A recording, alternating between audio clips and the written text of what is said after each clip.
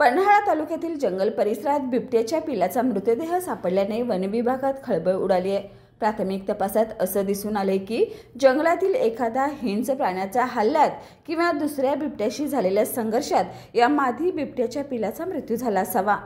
One अधिकाऱ्याच्या माहितीनुसार पिल्याच्या गळ्यावर वाराच्या खोल खुणा आढळल्या असून उजव्या पायावर आणि पाठीवर नखांच्या जखमा आहेत। या खुणावरून हा प्रकार जंगलातील वर्चस्वाच्या संघर्षातून झाल्याचा अंदाज वर्तवण्यात येत आहे। सध्या वन विभागाकडून मृत पिलाचा पंचनामा करून शव विच्छेदनासाठी पाठवण्यात आलाय।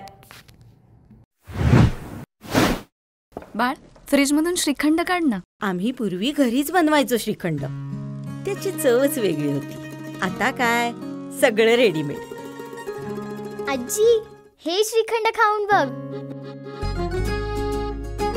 आज तुझ्या आईनं घरीच बनवलं की काय?